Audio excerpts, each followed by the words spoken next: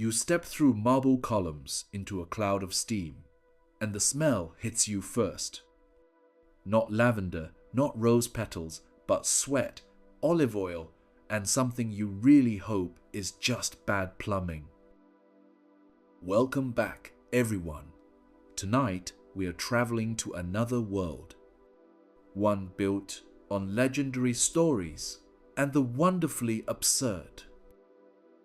We're heading to ancient Rome, to one of its most beloved institutions, the public bathhouse. You've probably imagined it as a spa day with togas, a place of relaxation, luxury, and maybe a philosophical chat or two. But the truth? It was more like a combination of a gym locker room, a waxing salon, and a social media comment section. Except everyone's naked and no one's using deodorant. So grab your towel. Or don't. The Romans didn't always bother. And let's find out why you absolutely would not survive a single day in a Roman bathhouse. You arrive at the bathhouse around noon, which is when most Romans like to visit. The building is massive. Marble everywhere, soaring ceilings, gilded statues of gods who are definitely judging you.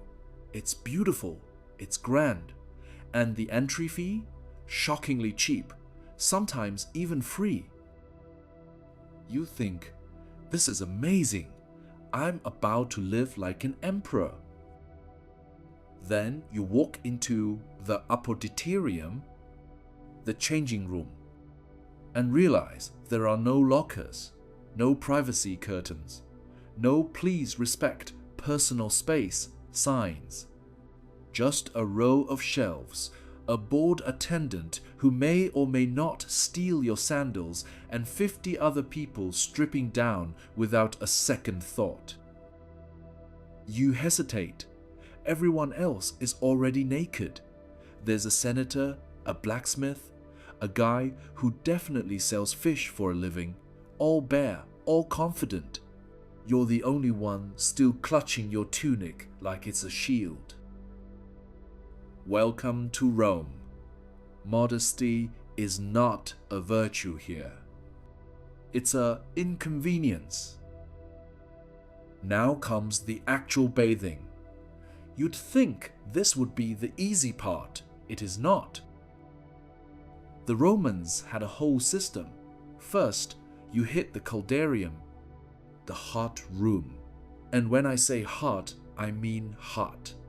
We're talking steam so thick you can't see your own feet, temperatures that would make a sauna therapist nervous, and marble benches heated by underground furnaces that will absolutely brand your backside if you sit wrong.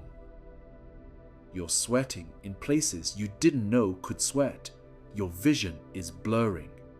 Someone next to you is having a full political debate, while another guy is just lying there like a boiled lobster, perfectly content. Then, just when you think you might pass out, a bath attendant grabs you and drags you to the frigidarium. The cold plunge, ice-cold water, no warning, no gentle transition. You go from volcanic heat to Arctic shock in under 10 seconds. Your body doesn't know whether to scream or shut down. The Romans call this invigorating. You call it a personal attack. But wait, there's more. Next is the tepidarium, the warm room, where you're supposed to relax and let your body recover. Except you can't relax because you've just been thermally tortured, and also because there's a man next to you getting what can only be described as violently massaged by an attendant with hands like stone hammers. Now we arrive at the part that truly separates the locals from the tourists, the strigil. See, Romans didn't use soap, they used oil, olive oil, slathered all over the body like you're a salad. Then they'd scrape it off, along with all the dead skin, dirt, and sweat, using a curved metal tool called a strigil. If that sounds like being exfoliated by a butter knife, that's because it kind of is. And here's the thing, you don't do it yourself. Oh no, someone else does it for you. An attendant, a slave, maybe a friend if you're unlucky. They scrape you down like you're a dirty plate, and the oil-skin mixture, it just falls to the floor or gets collected. Some people even bottle the stuff, especially if it came from a famous gladiator. They thought it had medicinal properties. Yes, you read that right. Gladiator sweat oil was a luxury product. You're standing there, oiled up, being scraped raw, surrounded by other people's skin flakes, trying not to make eye contact with anyone, and wondering how this became the height of Roman civilization. But the bathhouse isn't just about cleaning, it's about socializing. In fact, it's the social hub of Roman life. You come here to gossip, make business deals, network, argue about politics, and show off how cultured you are. Which means you can't just sit quietly in the corner. Oh no, people will talk to you. A merchant wants to sell you imported silk. A poet wants to recite his latest work. And it's bad, but you have to pretend it's genius. A politician is ranting about grain taxes.